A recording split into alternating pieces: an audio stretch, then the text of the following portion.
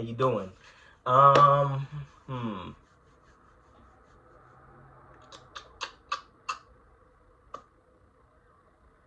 I've already said it in the last 3 videos. So, you know,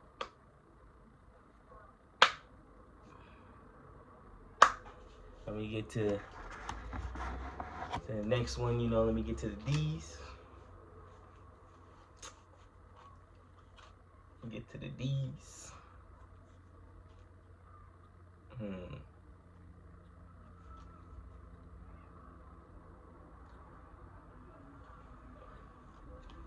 Oh, I gotta cut these in half. Oh, Lord, my baby's driving me crazy. My bad, y'all. My bad. All right, so dearth. Dearth is a lack of or a deficit of something. It's a scarcity, a deficiency. Deficient. Deficient. That's what it. That's what it is in a nutshell. It's a lacking of something.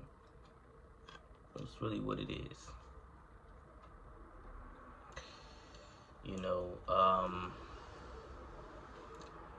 When it comes to things in life, you shouldn't have a dearth mindset, a scarcity mindset, a lack of mindset.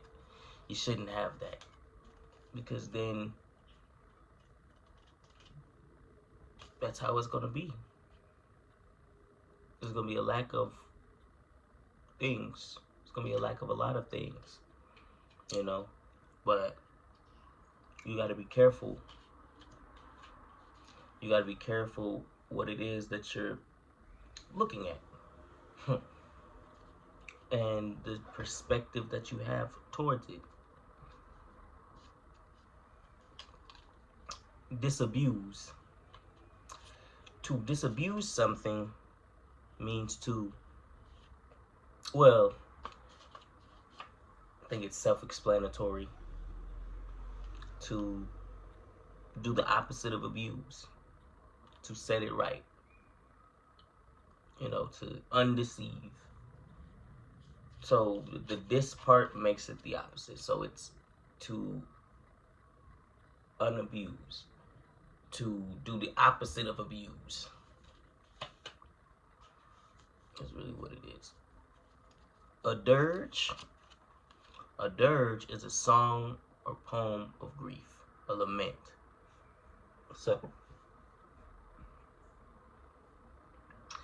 So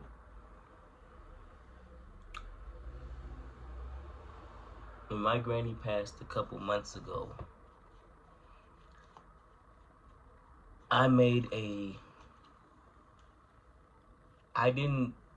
didn't perform it at the funeral, but I made a dirge for me.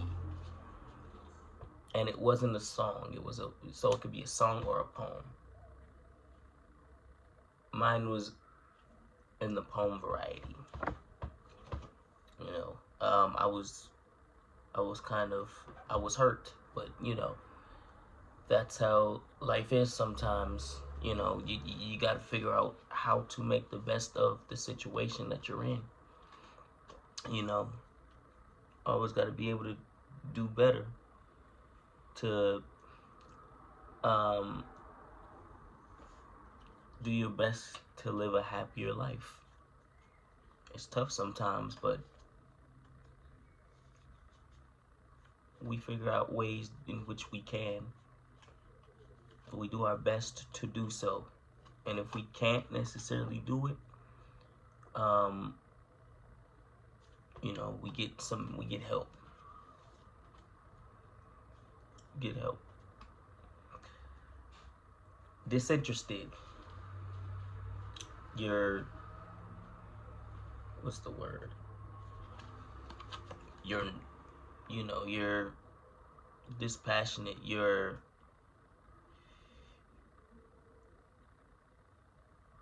coming from facts. You're coming from a facts perspective, or you're um what's the word? I wouldn't say you're indifferent. I would say you have an unbiased view. What's the word?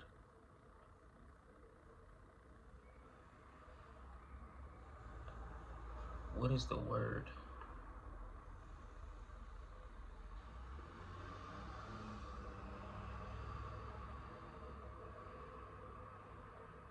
I can't remember the word. You're at a neutral position.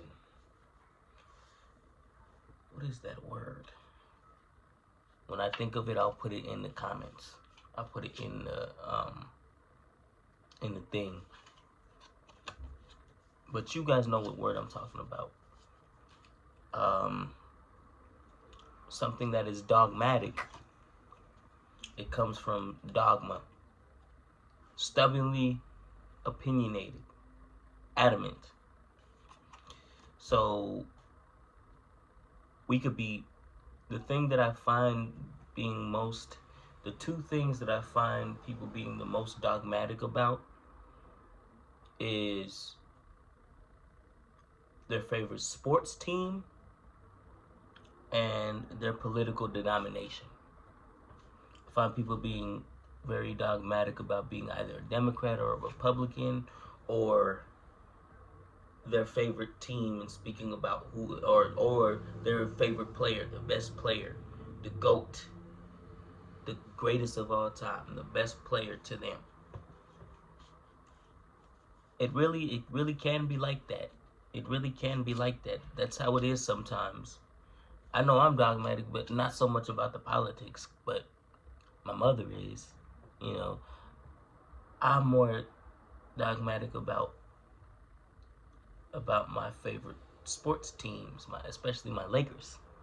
Like people will tell me that they're not the best team, but they are the best team to me, and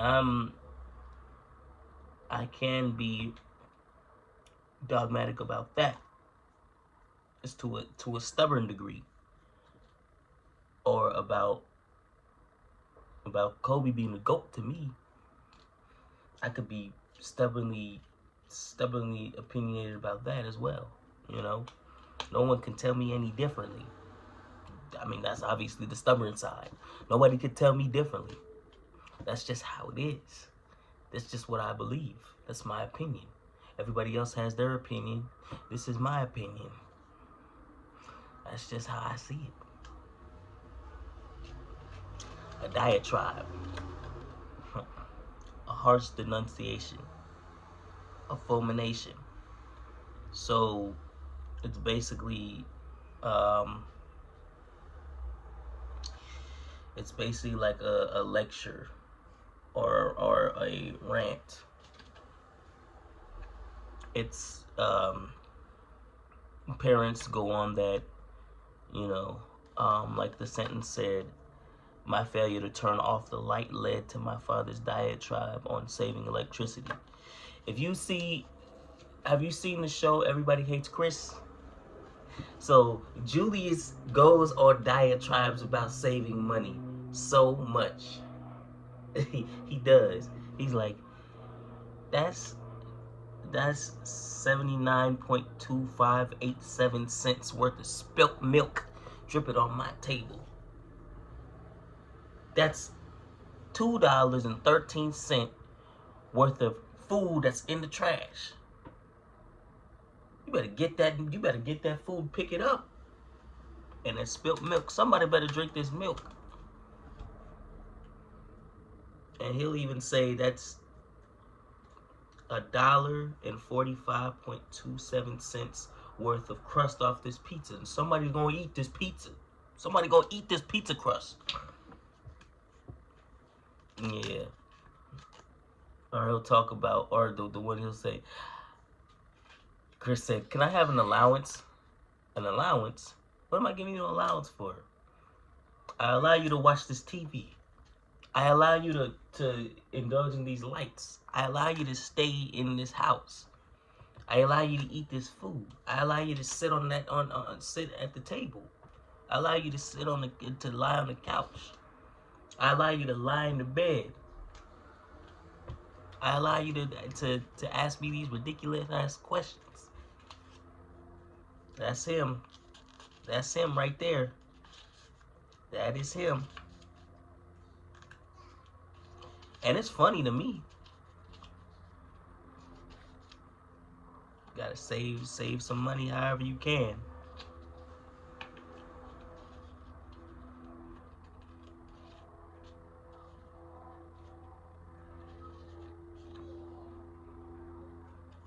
Hmm.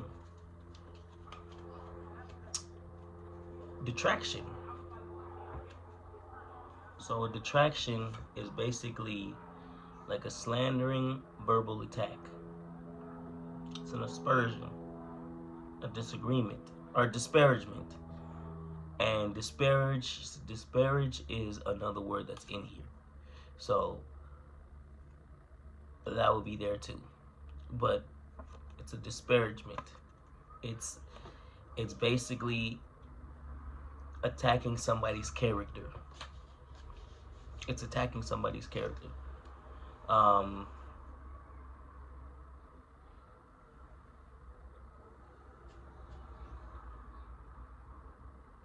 yeah, it's like when people are running for office, they will give they will give detractions. That's a par for the course. They'll give detractions on their opponent, make them look bad. You know, they're like, why would you vote for him? Why would you vote for this person that does this terrible thing that you all see is terrible when you could vote for me who doesn't even do it? But in reality, he probably doesn't do it either. But that's why it's a detraction, because they're verbal attacks. They don't have to be right or wrong. They could just be what they are, attacks. That's really all there is to it. That's really all there is to it. Something that is desultory or someone that is desultory is random, disconnected, disjointed, it's haphazard. It's like when you have when you're having conversations with somebody and you bring up these desultory points. It's like it has nothing to do with what is being talked about. It's just something that is just you just toss it in the air and hope it sticks, even though it probably doesn't stick because like it's not connected in any way. It's not connected to anything that is being talked about. It's not. And at the end of the day, you're thinking so much about the fact that maybe you don't want to hear what is being talked about, or you don't agree with what is being talked about, or you don't like what is being talked about, so you're going to bring up something that is random and has nothing to do with what is being talked about. That happens too. That happens too. Something that is dulcet, it's melodious, it's pleasant sounding, it's harmonious. So when I hear a brilliant piano player, or I hear a brilliant cellist, or you know a guitar player, or a wonderful singer like Whitney, or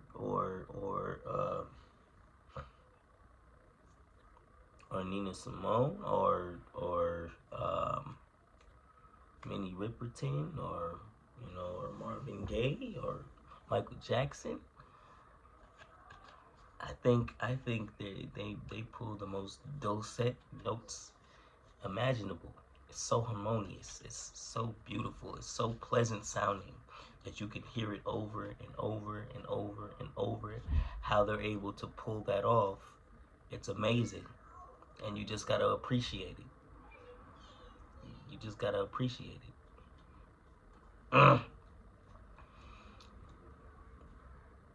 A dilettante is one with an amateurish or superficial interest in the arts or a branch of knowledge. So, like a novice, like a novice. So it's like a rookie, a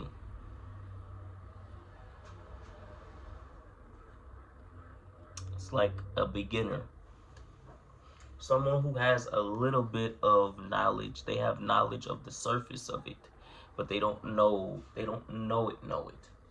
They have it at the surface, but they don't. They don't know it. Know it.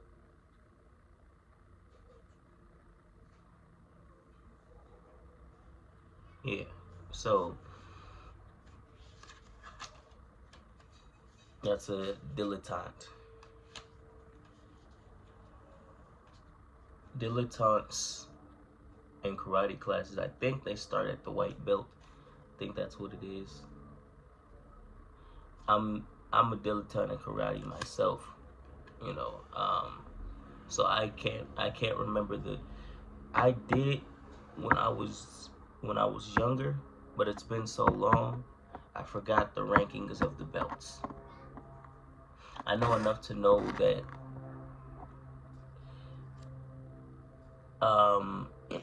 you got the dingy belt or the dingy belt, this kind of like copper color belt. You got the black belt, you got the white belt, the yellow belt, the blue belt.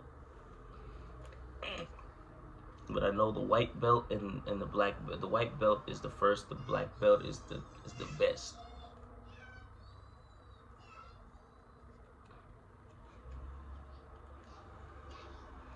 And remember, we were talking about disparage. So disparage is to slander, to send verbal attacks. That's really what that is. To belittle. Told y'all I was gonna be in here. Decorum. It's like have some decorum. Have some manners. Have some etiquette. Is really what that is. Be polite. Have some decorum. If you're at a restaurant, if you're working in customer service, if you're out in public, anything anything where you have to interact with people, with other people, anything where you have to interact with other people, you need to have some decorum. You need to have the manners, have the etiquette, be polite. You can't just act however you want to act. You gotta behave, be. You have to be on your best behavior in certain places. Derision. Derision, scorn, ridicule, contemptuous treatment, mockery, contempt. Someone you don't like, you have derision for. Someone that gets on your nerves, you have derision for. This fool that is about to get arrested, he has derision coming at him from every which direction. Everybody's clowning him, everybody's scorned at him, everybody's making fun of him in the meanest way. And sometimes it's deserved. It's deserved more times than not. That clown Donald, it's deserved. Divulge. To divulge means to give out, to offer.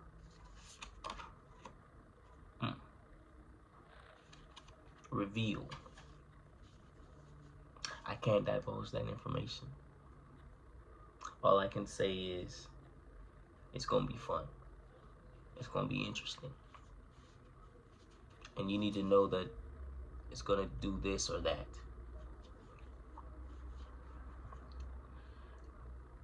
Desiccate. To desiccate means to dry out, to make dull, to dehydrate. You don't want to. The funniest thing is when you overwash your hair, you could desiccate your hair follicles. You could desiccate it to the point where like hair starts falling out, or your hair is itchy, the scalp is itchy. You could desiccate your scalp, and your hair just doesn't look right. It's all messed up badly, and your hair doesn't no longer absorbs anything, any oils, nothing, because you desiccate the oils, you desiccate the natural minerals in your hair by overly washing them, which is weird. Too much water will make things dry. So clearly water is not wet. Clearly water is not wet. Clearly too much water can make it unwet. Okay, all right. So something that is desperate, not desperate, disparate, or disparate. Something that is disparate. It's fundamentally distinct, dissimilar, incongruent, contrasting, unalike. So it is opposing. It stands out. It stands out to other things around it. Like it sticks out like a sore thumb. That's what that is. And deprecate. Deprecate.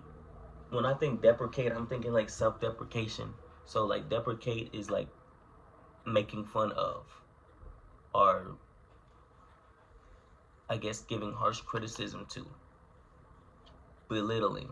So like it's like a lot of artists, a lot of comedians use self-deprecation as a means for an outlet, as a way to laugh. Like everybody's laughing at them. Like how could everybody laugh at me if I'm making fun of myself, if I'm putting myself down, if I'm putting down my own flaws, if I'm laughing at myself, how can everybody else put me down? I'm already putting myself down, so there's no more you can put me down for than what I'm already doing. So that's a way for comedians to be more relatable to other people, and it makes them more interested in what you have to say.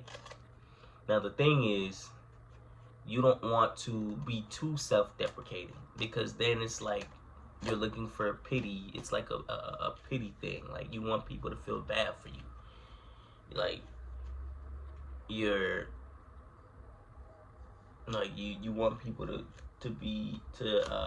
feel bad at you and take pity in you, and that's something that you don't really want. Well, no, none of us really want that. You want it to be a fair balance of picking yourself up and putting yourself down. You don't want to big yourself up too much, because then people won't relate to you at all, and they're going to look at you like, who is this guy? But if you put yourself down too much, then they're going to be like, oh man, he's trying to get pitied, he's trying to get handout. It's pathetic. You want to have a mixture of both. You want to have some self-deprecation, and then you want to have some of here. I'm good with me. Like I'm good with me. I don't care if you are or if you're not. But then I'm also like, I have these flaws that I can laugh at. I'm good with me, but I have flaws that I can laugh at. I have flaws. I'm not perfect. But I feel good about myself while having flaws that I can laugh at. So, yeah. Okay, y'all. So, You know who does a lot of self-deprecation? Who does a lot of self-deprecation, but in a balanced way? Kevin Hart. He laughs at his height all the time. Everybody's making fun of him for his height. He's already doing that. And then there's some dudes that are huge that laugh at their hugeness in a funny way, in a way that's kind of like, yes, this is the flaw that I have, but I can laugh at it, so you can laugh at it, and I wouldn't really care because I'm already laughing at myself. So what does it matter? You know, you could find, you don't always have to find the seriousness in everything. Sometimes you can laugh in the moment. Sometimes all you have is that moment to laugh. Some things may not be going too well for you, but you have that moment in time and something is funny to you. You have those memories you can laugh at. Because all you have is that moment in time. That's all you have. That is all you have. Now, if you decide to look beyond that, which is hard sometimes, it's hard not to. It's hard not to, because you want to know what's coming, which unfortunately sometimes we can't.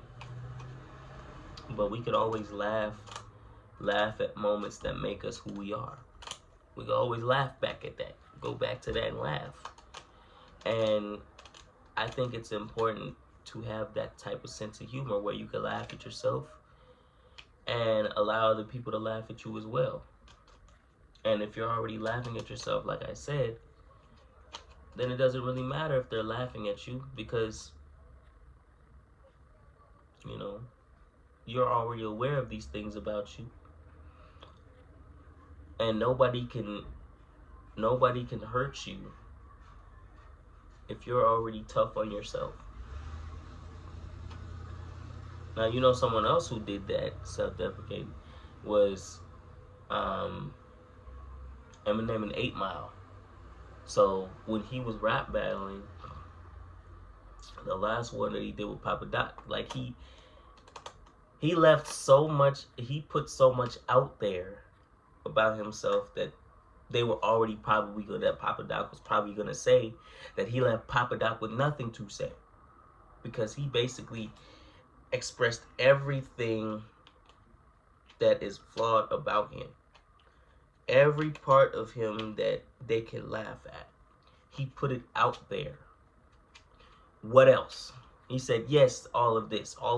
I know you're going to say this, but now you can't say this because I'm putting it out there. You can't say it now because then it's going to be, you're not going to win. So I put it out there. Now what you got to say about me? Why don't you tell them something else they don't know about me? If you can. I don't think you can. But I know something about you. You went to Cranbrook. That's a private school. He said he's a gangster? What's the matter, dog? You embarrassed? He said he's a gangster. His real name's Clarence.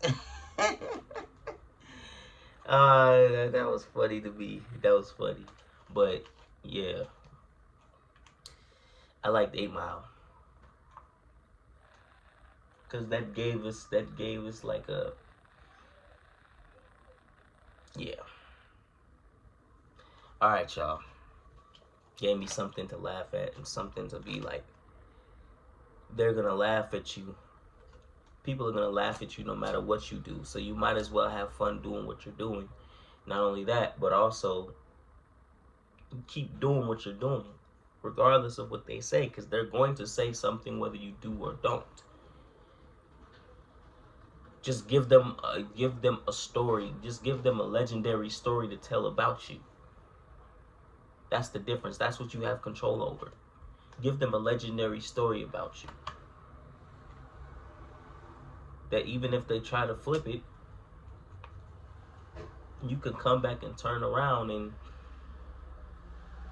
make it into something special. You know what I'm saying? So, that's it for today. I'll see y'all tomorrow for the E's. There's a lot more E's than D's. And I had to cut this in half because Obviously, like I said on the first day, that there are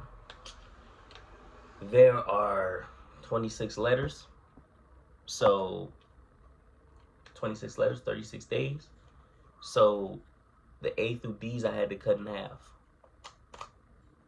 The E through Z will not be cut in half. Starting tomorrow, all the words that I have, I'm reading them all. So so we gonna have fun with that. But yeah, I'll see you guys tomorrow for the E's. Peace.